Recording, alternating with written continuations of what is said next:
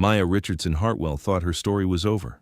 5 years after she inherited 5 billion, 5 years after she left her ex-husband, Marcus, destroyed in family court, and his mistress Vanessa fleeing the state in disgrace, 5 years after she'd built the most successful women's foundation in American history. She thought the chapter on Marcus was closed forever, but she was wrong. Because when her 6-year-old daughter Naomi stood at a podium in front of 500 of the city's most powerful people and said 7 words that would break the internet. "My daddy left my mama for money."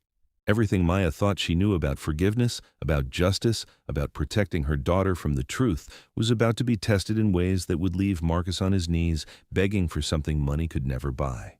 But what shattered every heart in that room wasn't just a 6-year-old's innocent honesty. It was what happened next. Because Marcus was in that audience. He'd bought a ticket under a fake name just to see his daughter from a distance, the daughter he'd abandoned, the daughter he hadn't been allowed to see in 5 years after violating the court's visitation terms. And when Naomi's words echoed through that ballroom, when she told the truth he'd spent 5 years running from, Marcus did something no one expected. He stood up, walked to the front, and said the 4 words that would either destroy him completely or give him the only chance at redemption he'd ever have. "She's right. I did." What Maya's father didn't predict when he left those letters, what Maya couldn't have imagined when she won that custody battle, was that 5 years later, Marcus would do something that would force her to make an impossible choice. Does she protect her daughter from a father who abandoned her? Or does she teach her daughter that people can change, that mercy sometimes looks like giving someone a second chance they absolutely don't deserve? And here's the part that'll leave you in tears. The choice Maya makes doesn't just change Marcus's life. It changes Vanessa's too. Because when Vanessa sees what happens at that gala, when she watches Marcus face his daughter for the first time in 5 years, she'll do something so shocking, so unexpected, that it'll prove Maya's father was right about one final thing. That real power isn't just about destroying your enemies. It's about being strong enough to let them destroy themselves, or courageous enough to watch them rebuild. So the question isn't just what happened 5 years after she inherited $5 billion, it's this. What does a mother do when her 6-year-old daughter asks why her daddy doesn't want her? How does a billionaire who's built her entire identity on protecting women teach her daughter about forgiveness without betraying everything she stands for? And what happens when the man who once told you you'd never be enough comes back broken, humble, and asking not for money, not for access to your empire, but for 5 minutes with the daughter whose entire life he missed? Because what happened at that gala didn't just change Marcus and Vanessa's lives forever, it showed the world what real strength looks like. And it's not what any of us expected. Listen, if you haven't watched parts 1 and 2 of this story, the links are in the description, and you need to watch them first, because what's about to happen will only make sense if you understand how we got here. But if you're caught up, hit that subscribe button right now and turn on notifications, because this final part of Maya's story is going to show you what real forgiveness looks like. And it's nothing like what you think. Smash that like button if you believe people can change, but also believe they need to prove it. And comment below, have you ever had to decide whether to let someone who hurt you back into your life? Tell me what you chose and why. Because Maya's about to make the hardest choice of her life. The annual Richardson Hartwell Foundation Gala was the event of the year in philanthropic circles. 500 of the city's most powerful people gathered in the ballroom of the Grand Cascadia Hotel, dressed in tuxedos and evening gowns, sipping champagne that cost more per bottle than most people made in a week. But tonight wasn't about wealth. It was about impact.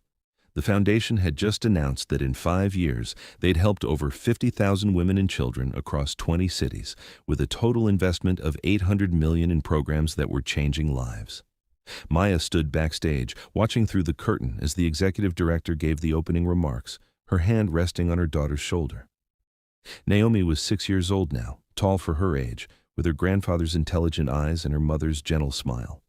She wore a simple blue dress.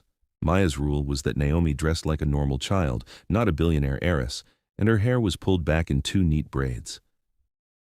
"Mama, I'm nervous," Naomi whispered, clutching the index cards Maya had helped her prepare. "I know, baby, but you're going to do great. Just read what we wrote, nice and slow, and remember, everyone in that room is there because they believe in helping people. They're on your side." "What if I mess up?" Maya knelt down, eye level with her daughter. "Then you mess up and it's okay. Grandpa James used to tell me that the only real mistake is not trying at all, and you're trying. That makes you brave. Naomi nodded, taking a deep breath, and Maya felt her heart swell with pride and terror in equal measure. This was Naomi's idea. She'd asked if she could speak at the gala, tell people what the foundation meant to her. Maya had tried to talk her out of it, worried about the pressure, the scrutiny, the inevitable questions about her father that reporters loved to ask. But Naomi had insisted, and Maya had learned over 6 years of single motherhood, that sometimes the best thing you could do for your child was get out of their way and let them be brave. And now, the executive director announced, I'd like to introduce someone very special. She's 6 years old, she's the granddaughter of our founder James Hartwell, and she has something she wants to share with all of you. Please welcome Naomi Richardson Hartwell. The ballroom erupted in applause. Maya gave Naomi's hand one last squeeze, and her daughter walked onto that stage like she'd been born for it, her small frame dwarfed by the massive podium, but her presence somehow filling the entire room. Maya watched from the wings, her heart in her throat as Naomi adjusted the microphone and looked out at 500 strangers with more courage than most adults could muster. Hi, Naomi said, her voice clear and strong. My name is Naomi, and my grandpa James died before I was born, but my mama tells me about him all the time. She says he was a janitor at a school, and he worked really hard, and he loved helping people even when nobody knew he was doing it. The room was completely silent, captivated by this small girl with the big voice. My mama started this foundation because my grandpa wanted to help mamas who were sad and scared and didn't have anybody to help them, like my mama was when I was born. Naomi glanced at her index cards, then back up. My mama was really scared when I was a baby because my daddy left us. He left my mama for money. Maya's breath caught. That wasn't on the cards. That wasn't what they'd rehearsed. She didn't tell me that, Naomi continued, her voice trembling slightly now. I heard grown-ups talking about it at school.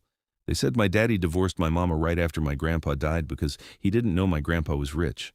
And when he found out, he tried to take me away so he could have the money. Oh, God. Maya started to move forward to stop this, to protect her daughter from saying things she couldn't take back, but Harold grabbed her arm gently. Wait, he whispered. Let her finish. I don't remember my daddy, Naomi said, and now there were tears in her eyes. I've never met him. But my mama never says bad things about him. She just says that sometimes people make mistakes, and we have to decide if we want to be angry or if we want to be kind. And I think my mama is the kindest person in the whole world because she helps all these other mamas, even though she was sad too. Maya was crying now, silent tears streaming down her face. So I just wanted to say thank you, Naomi finished. Thank you for helping my mama help people. Because my grandpa James was right. The best treasure is a good heart, and my mama has the best heart. The applause was deafening. People were on their feet, some crying openly, moved by the raw honesty of a child who'd just told a truth that most adults would have hidden. But Maya wasn't watching the crowd. She was watching Naomi's face, seeing the relief and pride and something else. Question forming that Maya knew was coming eventually but wasn't ready to answer. And then everything stopped. Because a man stood up in the middle of the ballroom, a man Maya would have recognized anywhere, even though he looked nothing like he had 5 years ago. Thinner, older, worn down by life in ways that wealth used to protect him from. Marcus. He walked toward the stage slowly, and Maya's security team started to move, but she held up her hand. Wait. Marcus stopped at the edge of the stage, looking up at Naomi, really looking at her for the first time in her entire life. You're right, he said, his voice breaking. I did. I left your mama for money, and it's the worst thing I've ever done. Not because of the money I lost, because of you, because I missed your whole life. The ballroom was so quiet you could hear people breathing. Naomi stared at this stranger, her 6-year-old mind trying to process what was happening. Are you my daddy? I'm the man who should have been your daddy, Marcus said, tears streaming down his face. But I wasn't. I was selfish and stupid, and I threw away everything that mattered. And I know I don't deserve to talk to you. I know I have no right to be here. But I heard you were speaking tonight, and I needed to see you. Even from far away, I needed to see the person I should have known. Maya was moving now, walking onto that stage, putting herself between Marcus and Naomi, every protective instinct screaming.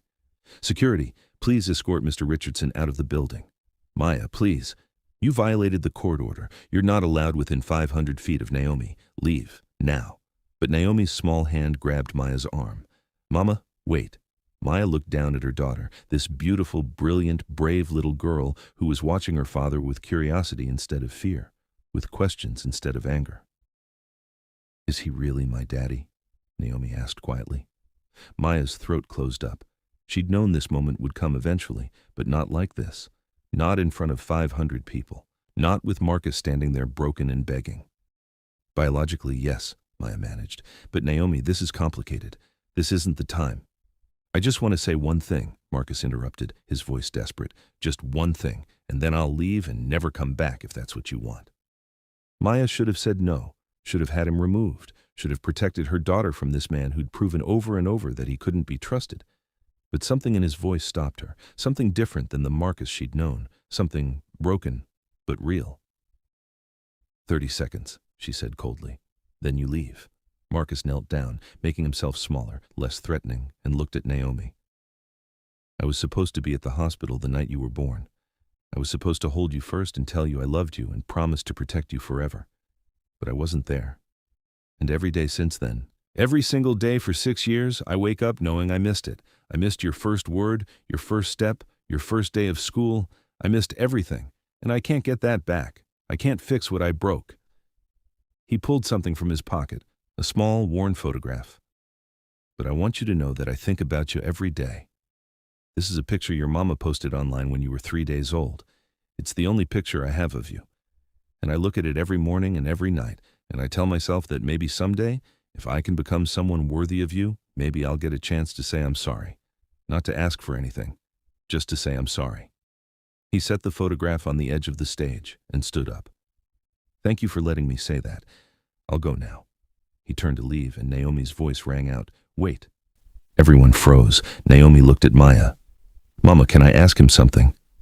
Maya's heart was breaking. This wasn't fair. This wasn't how this was supposed to go. But she looked into her daughter's eyes and saw something that terrified her, hope. "One question," Maya whispered. Naomi turned to Marcus. "If you could have a do-over, would you stay with my mama?" The question hung in the air like a grenade. Marcus's face crumpled. "Yes, God, yes, I would stay. I would be there when you were born. I would change your diapers and wake up for night feedings and teach you to ride a bike. I would tell your mama she was enough every single day until she believed it. And I would never, ever leave." "But you did leave," Naomi said simply. "So why should I believe you now?" And there it was, 6 years old, and she'd asked the question that mattered more than any other. Marcus had no answer. He just stood there, stripped of every defense, every excuse, every justification, and said the only true thing he had left. "You shouldn't. I haven't earned that. I just wanted you to know that I see what I lost, and it wasn't the money, it was you." Maya made a decision that would change everything. "Naomi, go backstage with Uncle Harry, now." Naomi hesitated, then obeyed, leaving Maya and Marcus alone on that stage in front of 500 people. Maya walked to the edge of the stage and looked down at the man who'd destroyed her, abandoned her, tried to steal her child. And she said, "You're right. You don't deserve a second chance. You don't deserve to know her. But this isn't about what you deserve. It's about what she deserves. And what she deserves is the truth and the choice when she's old enough to make it. So here's what's going to happen. You're going to leave right now," Maya said, her voice carrying across the silent ballroom. "You're going to go home and you're going to write Naomi a letter. Not me, her. You're going to explain, in words a 6-year-old can understand, why you weren't there. You're going to be honest. You're going to take responsibility. And you're not going to make excuses or blame me or talk about the money. Just the truth." Marcus nodded, barely breathing. "Then you're going to mail that letter to my attorney. He'll review it. If it's appropriate, if it's honest, if it's truly about her and not about you, he'll give it to me. And I'll read it. And if I think it won't hurt her, I'll give it to Naomi. That's step 1. No guarantees, no promises, just a letter." "Okay," Marcus whispered. "What's step 2? "There is no step 2 until step 1 happens. And Marcus," Maya's voice turned to ice, "if you show up uninvited again, if you violate the court order again, if you do anything that makes me question whether you've actually changed or if this is just another manipulation, I will make sure you never get another chance. Do you understand me?" "Yes." "Then leave. And don't contact me directly. Everything goes through my attorney. Everything." Marcus took one last look at the stage where his daughter had been, nodded, and walked out of the ballroom. The doors closed behind him, and the room erupted into whispers. Maya stood there for a moment, shaking, then turned to find Harold and Naomi backstage. Her daughter was sitting in a chair, swinging her legs, looking smaller than she had on that stage. "Mama, are you mad at me?" Maya pulled her into a fierce hug. "No, baby, never. You were so brave tonight, so honest. I'm proud of you." "Is my daddy going to come back?" "I don't know. Maybe, if he does what I asked him to do." "Do you want him to come back?"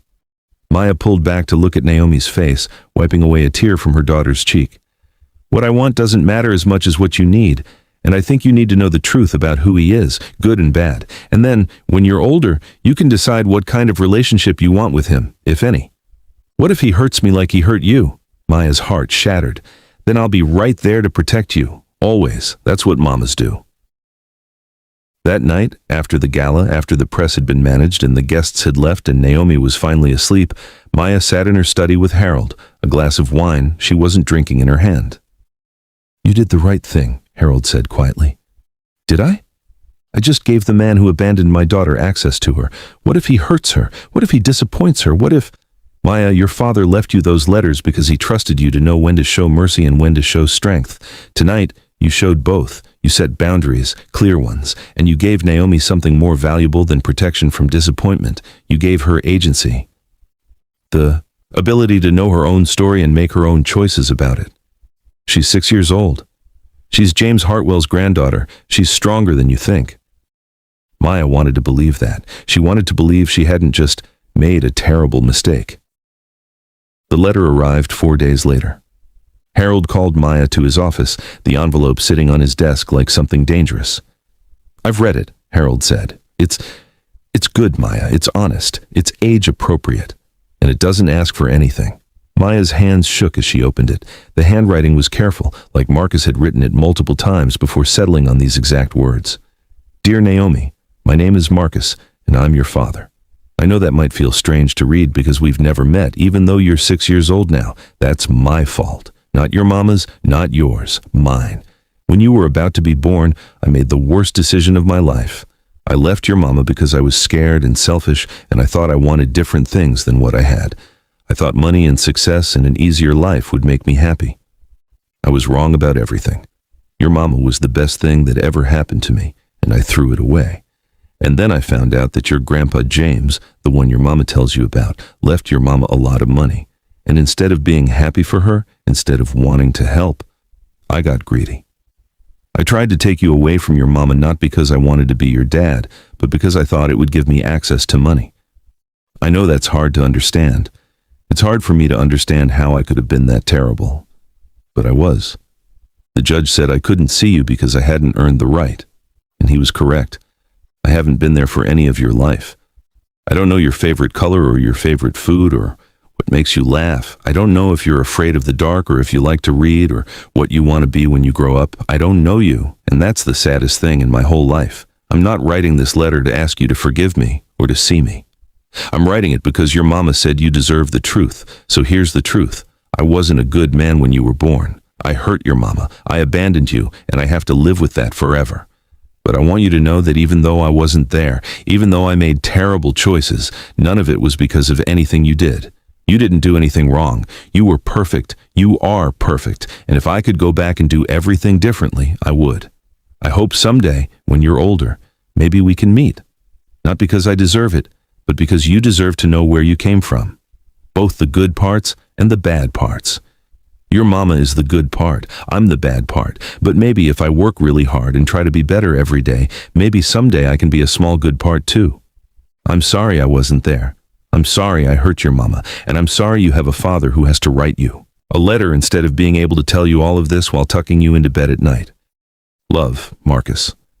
Maya read it 3 times, tears streaming down her face before she could speak.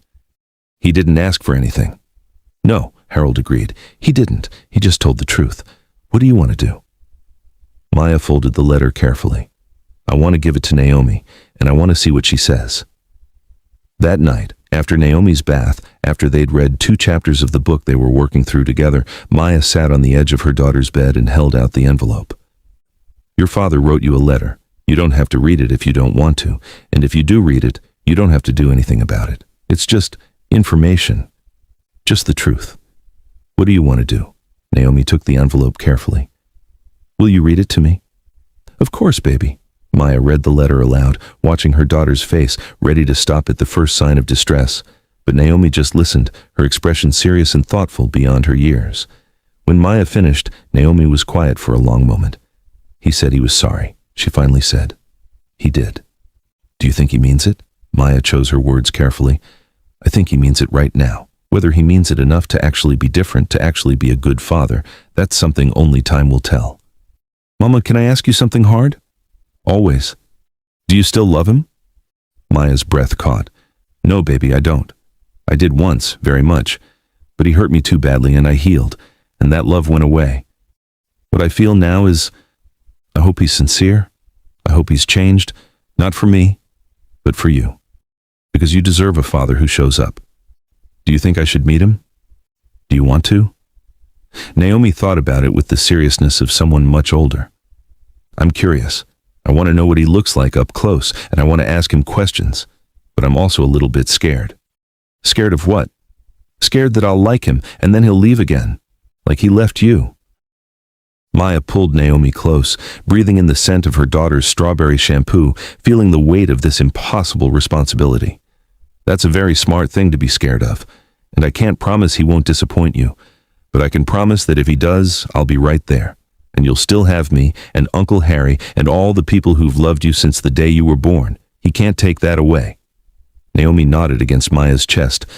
Okay, I want to meet him, but just for a little bit, like a practice. Maya smiled through her tears. Like a practice? I can arrange that. 2 weeks later, Marcus sat in a conference room at Hartwell and Associates, his hands clasped so tightly his knuckles were white.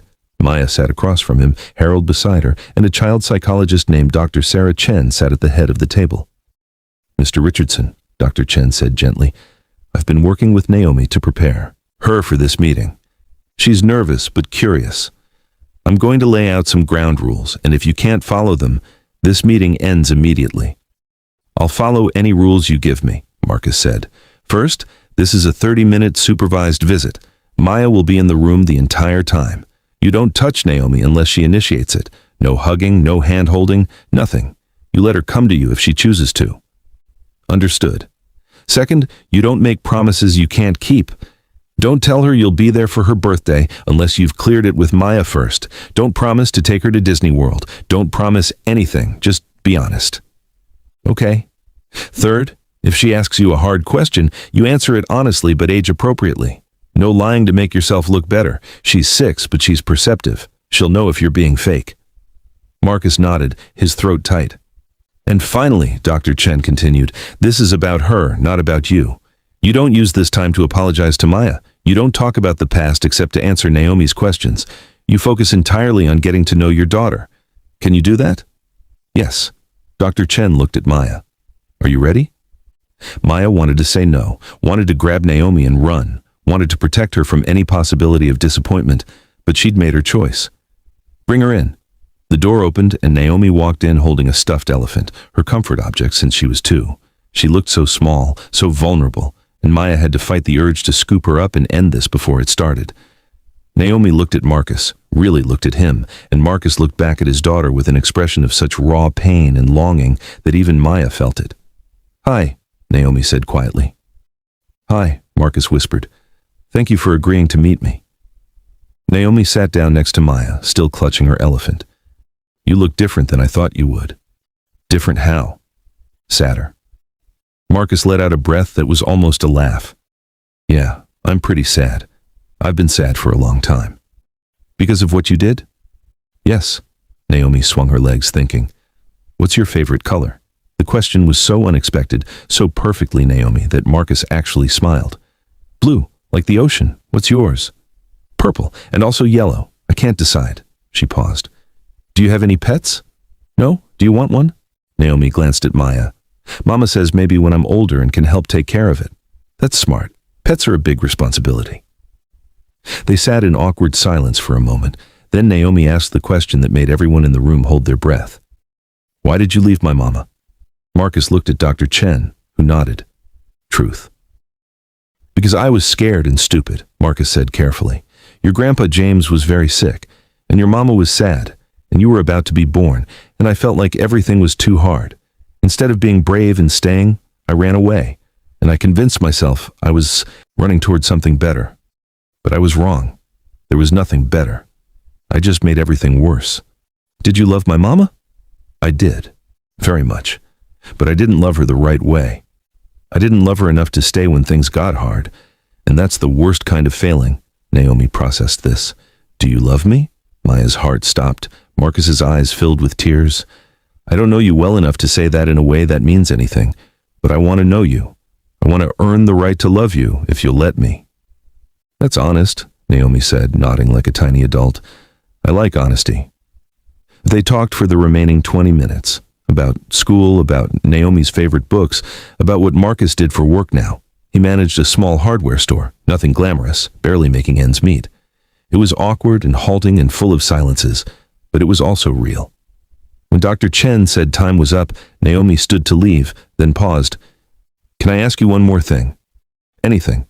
If we do this again, will you actually show up, or will you leave like you left before? Marcus looked at Maya, then back at Naomi. I'll show up, I promise. And if I can't for some reason, I'll tell you why ahead of time. I won't just disappear. Okay. Naomi walked toward the door, then turned back. You're not as scary as I thought you'd be. After she left, Marcus sat there shaking. Thank you, he said to Maya. I know I don't deserve that. Thank you. Maya stood, gathering her things. I didn't do it for you, I did it for her. And Marcus, you made a promise to a 6-year-old.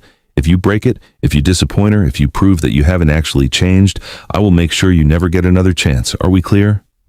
Crystal clear. Maya left him sitting there, probably crying, probably realizing what he'd lost and what he was trying to get back.